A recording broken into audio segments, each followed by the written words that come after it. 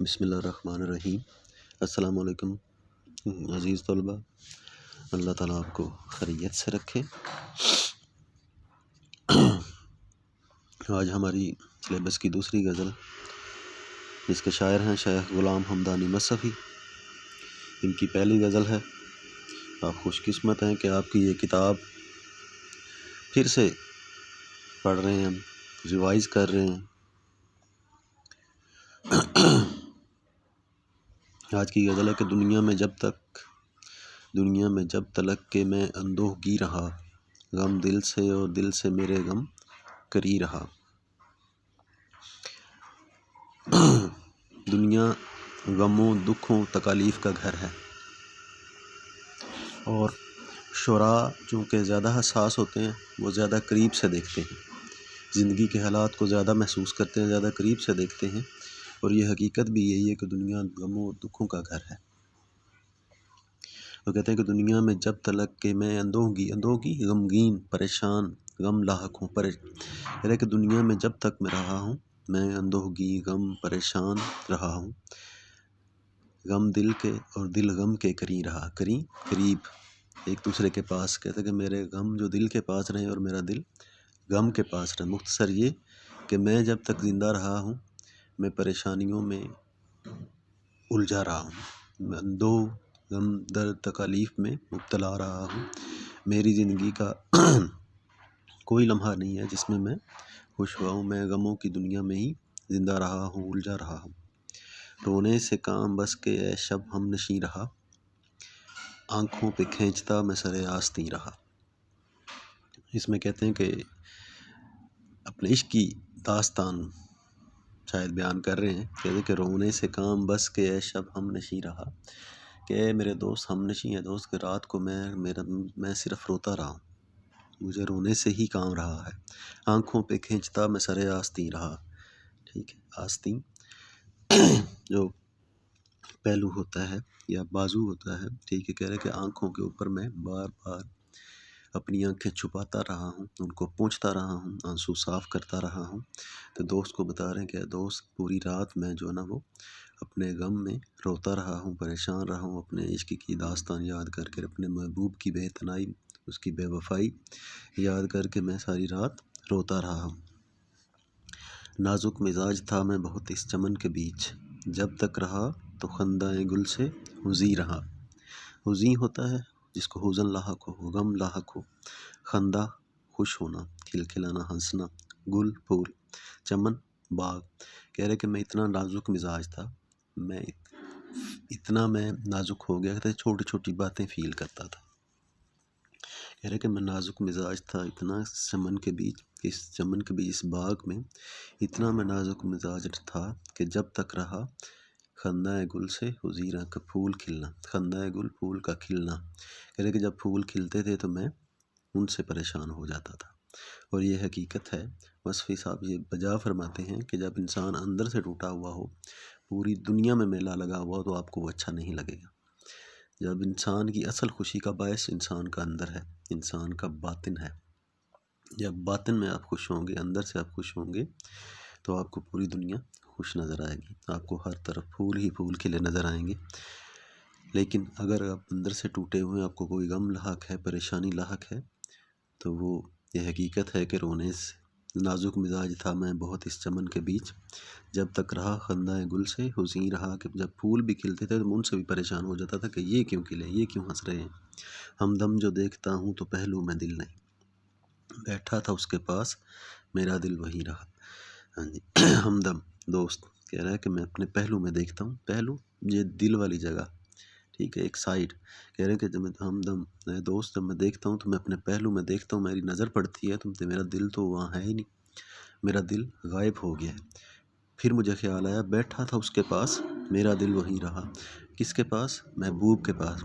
کہ مجھے یاد آیا کہ میں تو محبوب کے پاس بیٹھا ہوا تھا، میرا دل وہیں رہ گیا ہے، میں واپس جو ہے نا وہ خالی اپنی جسم، اپنی باڈی لے کے واپس آ گیا ہوں، میرا دل وہیں رہ گیا۔ مطلب کیا ہے کہ میں جس سے محبت کرتا ہوں، میرا دل اس کے پاس ہے، اس کے کہے میں ہے، اس کی ہی مانتا ہے۔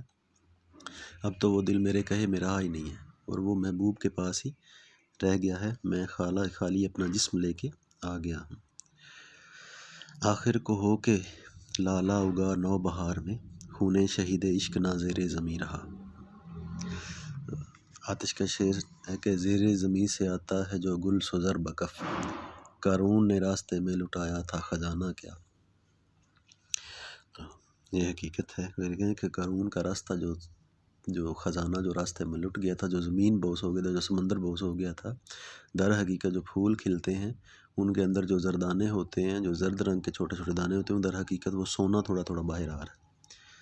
ٹھیک ہے، زمین سے آتا ہے جو گل سزر بکف، کے زمین سے جو پھول نکلتے ہیں وہ ان میں زر لگا ہوتا ہے، سونا لگا ہوتا ہے۔ قارون نے جو راستے میں خزانہ لٹایا تھا وہی باہر آ رہا ہے۔ یہ ایک شاعرانہ مطلب ایک کہہ لیں کہ ایک اصطلاح تو نہیں، ایک روایت کہہ لیں۔ ٹھیک ہے، تو مصفی بھی وہی مضمون بیان کر کے کہ آخر کو ہو کہ لالا، لالا کہتے ہیں پھول، بڑا پھول سرخ رنگ کا، خون جیسا اس کا ہوتا ہے سرخ رنگ۔ کہتے ہیں کہ آخر کو لالا اگا نو بہار میں، کہ نئی بہار میں جو پھول اگے ہیں، جو لالے کے پھول باہر نکلے ہیں، خونے شہید عشق، جو عشق میں شہید ہوئے ہیں ان کا خون زیر زمین نہیں رہا، جو زمین کے نیچے چلے گئے ہیں، جو عشق میں مر گئے ہیں۔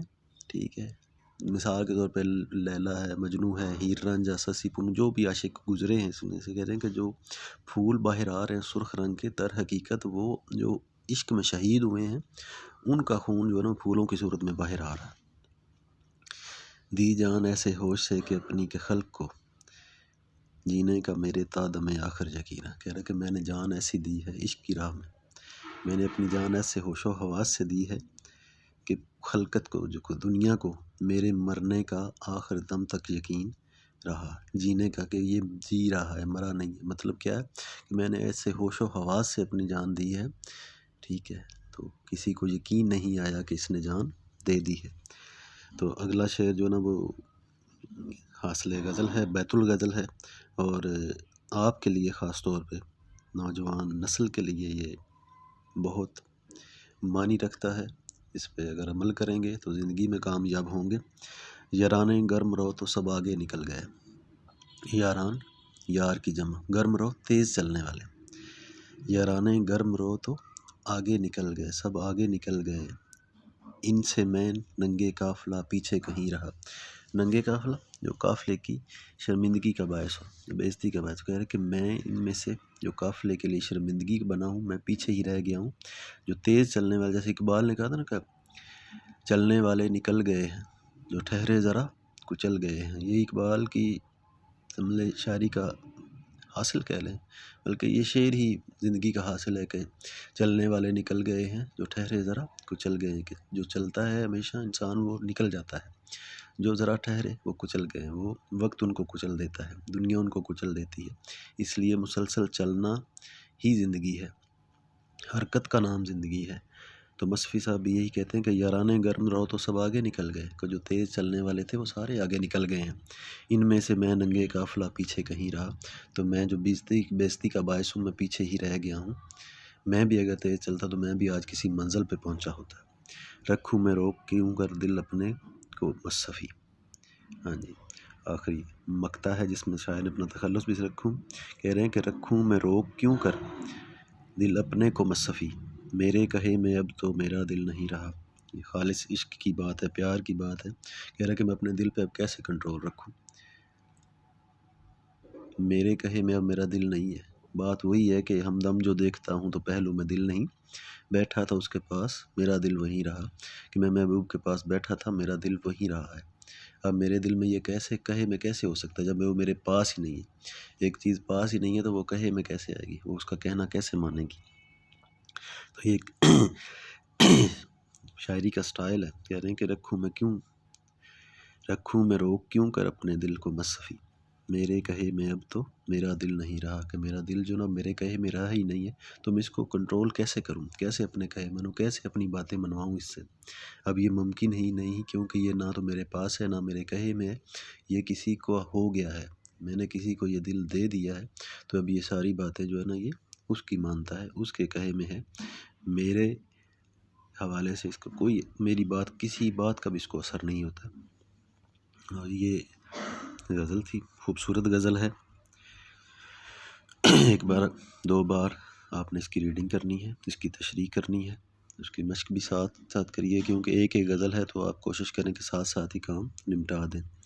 ٹھیک ہے، اللہ آپ کا حامی و ناصر ہو۔ اللہ حافظ۔